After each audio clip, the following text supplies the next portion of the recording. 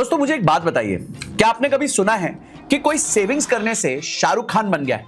नहीं ना? तो फिर आपने अपने पैसे को सेविंग्स अकाउंट में क्यों सुला के रखा है? मैं आपको 30 सेकंड का चैलेंज देता हूं। सोचिए और मुझे कमेंट्स में बताइए। अगर जवाब नहीं मिला तो समझ लीजिए कि समस्या बहुत ही गंभीर है, क्योंकि अगर कोई करोड़पति भी हो ना तो केवल सेविंग्स के भरोसे वो भी रोड पर आ जाएगा। इसलिए मैं बार बार कहता हूं आपको, असली बादशाह सेविंग्स नहीं, आपको इन्वेस्टमेंट्स बनाती है। अब आप में से कुछ लोग कहेंगे कि भाई मेरी सैलरी कम है और खर्चे ज्यादा है, 10 लाख कहां से लाऊं इन्वेस्ट करने के लिए? भाई तो फिर मैं किस लिए बैठा हूं आपके लिए? आपकी इसी समस्या के लिए तो मैं ये वीडियो लेके आया हूं। तो आज की इस वीडियो में मैं आपके साथ 4 बड़ी चीजें डिस्कस करने वाला हूं। सबसे पहले कि क्यों सेविंग्स अकाउंट आपका सबसे बड़ा दुश्मन है और कैसे बैंक्स आपके पैसों को यूज करके आपको तो गरीब बना के रखती हैं पर अपने आप को अमीर।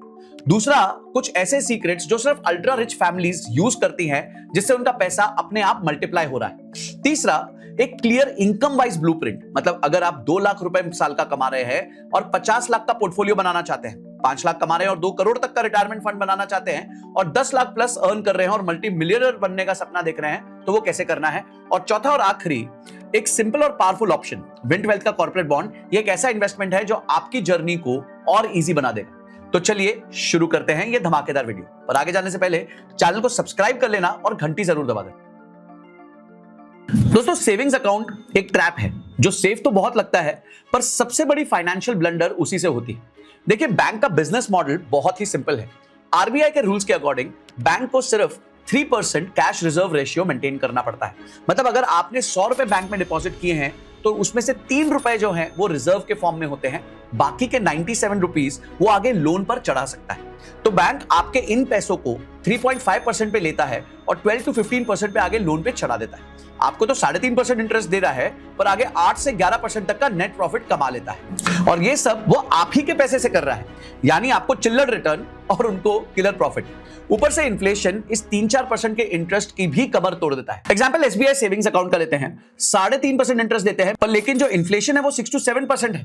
मतलब आपका 1 लाख रुपए 1 साल बाद नॉमिनल टर्म्स में 1,03,500 हो जाएगा। आप बड़े खुश होंगे कि बिना कुछ किए मैंने 3,500 रुपए कमा लिए, लेकिन उसकी रियल परचेजिंग पावर अब 96,500 ही रह जाएगी। ये 3,500 रुपए की कमाई नहीं, उसका डायरेक्ट लॉस है और आपको रियलाइज भी नहीं होगा। और उसे भी बुरी बात यह है कि ये कंपाउंड होता है अगले 20 साल तक। तो इस तरह 10 लाख रुपए की एक्चुअल वैल्यू 20 साल बाद सिर्फ 5.5 लाख रुपए रह जाएगी। अब सोचो जरा, वही 10 लाख रुपए अगर आप म्यूचुअल फंड्स में इन्वेस्ट कर देते, वो भी सिर्फ 12% के एवरेज रिटर्न पर, तो 20 साल बाद वो अमाउंट बन जाता लगभग 1 करोड़ रुपए। और सेविंग्स अकाउंट में रखेंगे तो कितना होगा? बस 19 लाख रुपीस, यानी करीबन 80 लाख रुपए का गैप। ये गैप कहां गया? सीधा बैंक्स की जेब में। और बैंक्स ना इसी पैसे को इन्वेस्टमेंट्स में घुमा घुमा के मैसिव प्रॉफिट्स बना लेता है। लेकिन दोस्तों, यहां एक बात समझनी बहुत जरूरी है। म्यूचुअल फंड्स हो या फिर ट्रेडिशनल इन्वेस्टमेंट ऑप्शंस हो, जैसे कि पीपीएफ हो गया, एफडी हो गया, गोल्ड हो गया, ये सब अपनी जगह यूजफुल तो हैं, लेकिन इनमें एक बड़ी समस्या यह है कि इनमें से कुछ के रिटर्न्स तो इन्फ्लेशन से भी पीछे रह जाते हैं और कुछ में रिस्क थोड़ा ज्यादा हो जाता है।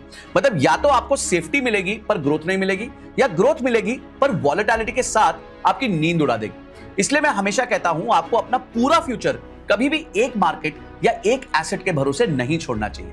इंटेलिजेंट इन्वेस्टर्स अपने पोर्टफोलियो में एक ऐसी लेयर जरूर ऐड करते हैं जो शॉर्ट टर्म और लॉन्ग टर्म दोनों गोल्स को सिक्योर करके रखती है। कॉर्पोरेट बॉन्ड्स का मार्केट एग्जैक्टली यही सोल्यूशन आपको प्रोवाइड करता है।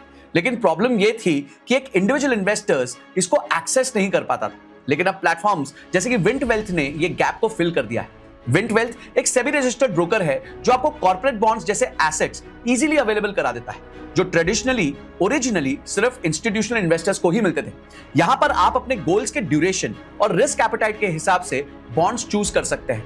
मुझे इस प्लेटफॉर्म की अच्छी बात क्या लगती है कि ये खुद मिनिमम हर लिस्टेड बॉन्ड में 2% अपने खुद के पैसे इन्वेस्ट करते हैं। मतलब उनका स्किन इन द गेम भी होता है। वो सिर्फ कमीशन कमाने के चक्कर में नहीं है, अपने पैसे को भी रिस्क पे डालते हैं। साथ ही आपको कंप्लीट ट्रांसपेरेंसी मिलती है, चाहे क्रेडिट रेटिंग हो, रिस्कोमीटर हो और कंपनी के फाइनेंशियल्स, सब एब्सोल्युटली आपकी आंखों के सामने ओपन होते हैं। यहाँ बॉन्ड्स 3 महीने से लेके 2 साल तक की ड्यूरेशन में अवेलेबल होते हैं। मतलब चाहे आपको शॉर्ट टर्म लिक्विडिटी चाहिए या मिड टर्म स्टेबिलिटी चाहिए, आपके पास इस केस में दोनों ऑप्शंस होता है। सबसे अच्छी बात यह है कि आपको केवल 1000 रुपए देके आप इसमें इन्वेस्ट कर सकते हो और अपनी जर्नी चालू कर सकते हो। और अगर कभी अर्जेंट लिक्विडिटी चाहिए हो ना, तो बॉन्ड्स को इसी प्लेटफॉर्म पे तुरंत सेल भी कर सकते हो। ये एग्जैक्टली वो सेफ्टी नेट है जो आपको बैंकिंग सिस्टम के मैनिपुलेशन से बचाती है। तो गाइस, अगर आप भी इस प्लेटफॉर्म को चेकआउट करना चाहते हैं तो डिस्क्रिप्शन में दिए हुए लिंक को आप क्लिक कर सकते हैं और आप भी विंट वेल्थ पे अपनी कॉर्पोरेट बॉन्ड्स की जर्नी स्टार्ट कर सकते हैं। अब मैं आपको income bracket wise exact investment strategy बताता हूं। अगर आपकी सैलरी 2 से 5 लाख के बीच में है साल की, मतलब आप या तो फ्रेशर हो या एंट्री लेवल प्रोफेशनल हो, तो सबसे पहले तो आपको अपनी सोच बदलनी पड़ेगी। पॉवर्टी माइंडसेट से निकलकर अबंडेंस माइंडसेट को अडॉप्ट करना पड़ेगा। पैसे कम है लेकिन आपके पास टाइम बहुत है और यही सबसे बड़ी स्ट्रेंथ है आपकी। सबसे पहला स्टेप है आप अपने लिए इमरजेंसी फंड जरूर क्रिएट करें, लेकिन सिंपल सेविंग्स अकाउंट में पैसा पार्क करना बेस्ट सोल्यूशन नहीं। स्मार्ट इन्वेस्टर्स अपना इमरजेंसी फंड या तो लिक्विड फंड्स में या एफडी में रखते हैं जो 5 to 6% रिटर्न्स देते हैं और साथ ही इंस्टेंट विड्रॉल की फैसिलिटी भी देते हैं। कम से कम 6 महीने के एक्सपेंसेस कवर करने चाहिए, जो इस इनकम रेंज के लिए अप्रोक्सीमेटली 50,000 रुपए से 1 लाख तक हो सकते हैं। इन्वेस्टमेंट की बात करें तो इंडेक्स फंड्स एक परफेक्ट स्टार्टिंग पॉइंट है, क्योंकि ये देश की टॉप कंपनीज में इन्वेस्ट करता है। अगर आप सिर्फ 500 रुपए महीने की एसआईपी से भी शुरुआत करेंगे तो 30 साल में ये 17.5 लाख बन जाते हैं, वो भी 12% रिटर्न्स पे। लेकिन असली मैजिक तब होता है जब आप सैलरी इंक्रीमेंट के साथ एसआईपी को भी हर साल 10% 20% बढ़ाते हैं, depending upon your salary hike. ये स्ट्रेटजी आपको 50 लाख से ज्यादा का कॉर्पस बना के दे सकती है। तो ये तो हो गई 2 से 5 लाख की बात। पर अगर आपकी सैलरी 5 लाख से 10 लाख के बीच में है तो यहां फाइनेंशियल प्लानिंग की असली जरूरत पड़ती है। ईपीएफ के एम्प्लॉयर मैचिंग कंट्रीब्यूशन को फुल यूटिलाइज कीजिए, क्योंकि वो फ्री मनी है जो आपको 8.25% कंपाउंडिंग के साथ ग्रो करता है, उस पर टैक्स भी नहीं लगता। इस स्टेज पर आपको अपने पोर्टफोलियो में इक्विटी और डेट का बैलेंस बनाना चाहिए।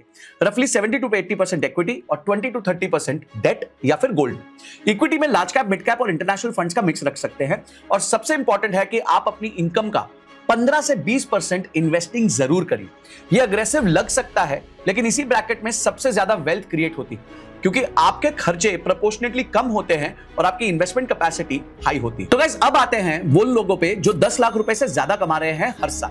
अब समझ लीजिए, यहाँ पे असली वेल्थ मल्टीप्लिकेशन चालू हो गई। यहाँ पर सिर्फ सेविंग्स या बेसिक इन्वेस्टमेंट से अब काम नहीं चलेगा, बल्कि आपको अपनी फाइनेंशियल प्लानिंग को एक सोफिस्टिकेटेड लेवल तक लेके जाना पड़ेगा। आपको अपने पोर्टफोलियो में थोड़ा इंटरनेशनल एक्सपोजर भी ऐड करना पड़ेगा, स्पेशली यूएस मार्केट के थ्रू, क्योंकि वहां के टेक्नोलॉजी और innovation driven sectors long term में हाई ग्रोथ पोटेंशियल देते हैं। लेकिन ध्यान रखिए, सारा पैसा उठा के उसमें मत डाल देना। एलोकेशन लिमिटेड होना चाहिए। पूरे पोर्टफोलियो का 10 से 15% से ज्यादा इंटरनेशनल एक्सपोजर मत रखिए। इसमें भी डायरेक्ट लेने की जगह आप ईटीएफ के माध्यम से ये पैसा इन्वेस्ट कर सकते हैं। अगर आप सेक्टोरल रोटेशन समझते हैं तो आपको सेक्टोरल एलोकेशन भी केयरफुली करना चाहिए। Technology, health care, financial services, public sector unit, infrastructure जैसे हाई ग्रोथ सेक्टर्स में आप एक्सपोजर ले सकते हैं, लेकिन इसका भी एलोकेशन अपने टोटल पोर्टफोलियो का 10 से 15% तक ही रखिए। रियल एस्टेट के लिए डायरेक्ट प्रॉपर्टी इन्वेस्ट करना कभी कभी फीजिबल नहीं होता, इसलिए एक अमेजिंग प्रोडक्ट है रियल एस्टेट इन्वेस्टमेंट ट्रस्ट। ये एक स्मार्ट ऑप्शन है जहां आपको रेगुलर इनकम और प्रॉपर्टी मार्केट का एक्सपोजर दोनों मिल जाता है, वो भी बिना किसी झंझट के। इन्फ्लेशन से बचने के लिए आप गोल्ड के ईटीएफ को रिलायबल हेज बना सकते हैं। अपने पूरे पोर्टफोलियो में 5 से 10% उसको भी एलोकेट कर सकते हैं। इस ब्रैकेट का गोल्डन रूल ये है कि आप अपनी इनकम का कम से कम 25 to 30% हमेशा इन्वेस्ट करते रहेंगे। ये एलोकेशन अग्रेसिव लगेगा, लेकिन यही वो स्ट्रैटेजी है जो लॉन्ग टर्म में इन्फ्लेशन को बीट भी करेगी और आपके लिए रियल वेल्थ क्रिएट करेगी। और हाँ दोस्तों, एक और चीज जो हर इनकम ब्रैकेट के लिए बहुत कॉमन है, वो है अपने पोर्टफोलियो में एक सेफ्टी लेयर को ऐड जरूर करें। इस चीज को आप विंट वेल्थ पर जाकर कॉर्पोरेट बॉन्ड्स के थ्रू अचीव कर सकते हैं, जिसके बारे में हम थोड़ी देर पहले बात कर चुके हैं, लिंक डिस्क्रिप्शन में। लेकिन ये सभी इन्वेस्टमेंट्स तभी सक्सेसफुल होंगी जब आप उन डेडली मिस्टेक्स को अवॉइड करेंगे जो 90% इंडियंस करते हैं और अपना फाइनेंशियल फ्यूचर खुद ही डिस्ट्रॉय कर बैठते हैं। पहला मेजर ट्रैप है इंश्योरेंस को इन्वेस्टमेंट समझना। ट्रेडिशनल पॉलिसीज जैसे एंडाउमेंट प्लान्स या यूलिप्स आपको ना प्रॉपर इंश्योरेंस कवर देते हैं, ना ही डिसेंट इन्वेस्टमेंट का रिटर्न देते हैं। सच तो यह है कि इंश्योरेंस लेना चाहिए सिर्फ प्रोटेक्शन के लिए, जैसे टर्म इंश्योरेंस, जहां सिर्फ 10 से 15 हजार एनुअल प्रीमियम में आपको 1 करोड़ का कवरेज मिल जाता है। और अब तो जीएसटी भी माफ हो गई है। बाकी पैसा अलग रखो और ग्रोथ के लिए म्यूचुअल फंड्स में इन्वेस्ट करो। सिंपल रूल याद रखना, इंश्योरेंस प्रोटेक्शन के लिए है और इन्वेस्टमेंट ग्रोथ के लिए है। दूसरा सबसे बड़ा वेल्थ डिस्ट्रॉयर है रियल एस्टेट का ऑब्सेशन। तो दोस्तों, रियलिटी यह है कि घर एक इमोशनल परचेज होता है, इन्वेस्टमेंट नहीं होता। एक होम लोन आपको 20 to 25 इयर्स तक ईएमआई में बांध देता है। उसके ऊपर मेंटेनेंस, रजिस्ट्रेशन कॉस्ट और प्रॉपर्टी टैक्स जैसे भी एड ऑन चीजें आ जाती हैं। अगर वही पैसा आप एसआईपी में डाल देंगे तो वो 3 से 4 गुना हो जाएगा और आपके लिए वेल्थ क्रिएट करेगा। मुंबई, दिल्ली, बैंगलोर जैसे मेट्रोज में रेंटल यील्ड सिर्फ 2 से 3% की होती है, जबकि म्यूचुअल फंड के रिटर्न्स 12 से 15% तक के होते हैं। इसलिए स्मार्ट लोग रेंट पे रहते हैं और अपना पैसा लिक्विड इन्वेस्टमेंट्स में काम पर लगा देते हैं। पर दोस्तों अगर फिर भी आप अपना घर लेना चाहते हैं तो वो इन्वेस्टमेंट नहीं है, परचेज है, तो एक गोल्डन रूल याद रखिए, आपका जो टोटल कॉस्ट ऑफ ओनरशिप है, जिसमें EMI, electricity, society maintenance, home maintenance, made expenses, ये आपकी टेक होम इनकम का 40% से कम होना चाहिए, तभी आप एक घर ले सकते हैं और उसमें खुशी से रह सकते हैं। तीसरा ट्रैप है एफडी एडिक्शन, जो स्पेशली मिडिल क्लास मेंटालिटी से आता है। फिक्स डिपॉजिट सेफ लगते हैं लेकिन एक्चुअल में वो वेल्थ डिस्ट्रॉय कर रहे हैं। अगर आप हायर टैक्स ब्रैकेट में आ जाते हैं तो आपको इफेक्टिवली 4% के आसपास रिटर्न मिलता है, जबकि इन्फ्लेशन 6 से 7% है। मतलब आपका पैसा रियल टर्म्स में तो घट ही रहा है। चौथी मिस्टेक है एनालिसिस पैरालिसिस, यानी मार्केट एंट्री के लिए परफेक्ट टाइम का वेट करना।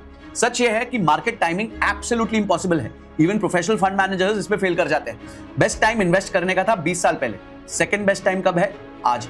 एसआईपी का सबसे बड़ा बेनिफिट यह है कि मार्केट टाइमिंग का प्रॉब्लम ही आपका खत्म कर देता है। बेयर मार्केट्स आपके लिए डिस्काउंट सेल होती है और बुल मार्केट्स आपके लिए प्रॉफिट बुकिंग का चांस होता है। लेकिन इनमें से सबसे खतरनाक ट्रैप है get rich quick mentality. Stock tips लेना, क्रिप्टो मीम कॉइन खरीदना, फोमो, फ्यूचर्स, ऑप्शंस, ये सारी गैम्बलिंग, ये सब इन्वेस्टिंग नहीं है।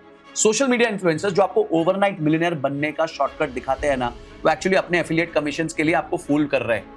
वेल्थ क्रिएशन एक स्लो एंड स्टेडी प्रोसेस है। शॉर्टकट्स में पैसा हमेशा डूबता है, इसलिए स्टूडेंट को कभी मत कंज्यूम करिए। तो अभी तक हमने जितनी बात की है उसको मास्टर करने का फॉर्मूला सिंपल है। Automate to accumulate, diversify to multiply and compound to conquer.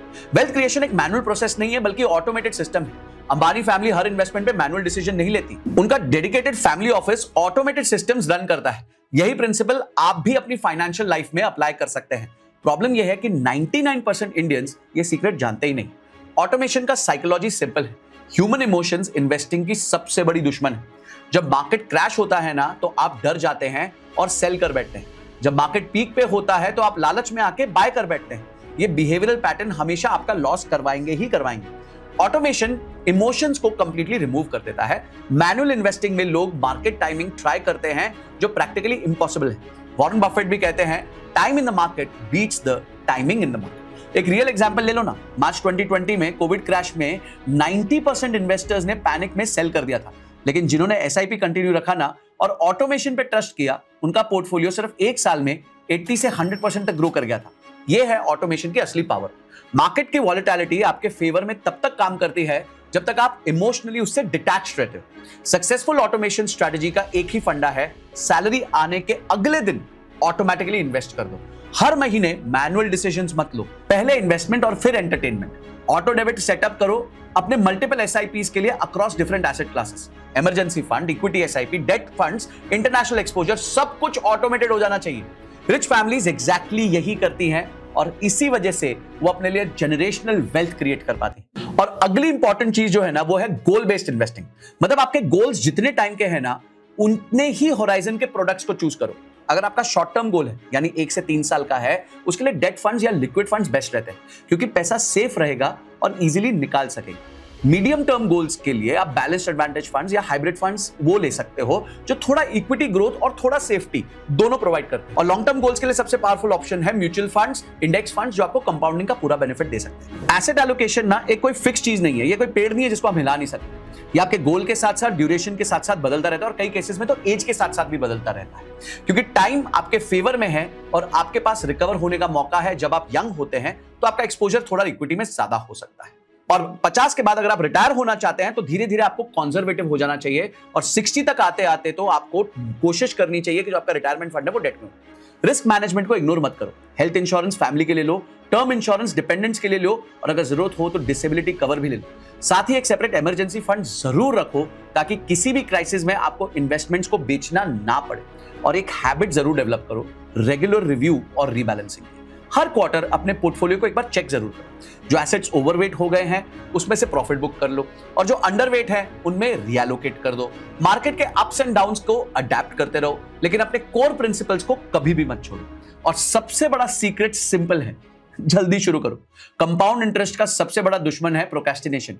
छोटी शुरुआत भी टाइम के साथ साथ मैसिव वेल्थ में बदल जाती।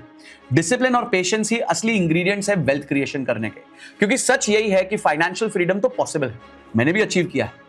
चाहे आपकी इनकम कितनी भी छोटी हो, बस प्लानिंग और कंसिस्टेंट एक्शन चाहिए।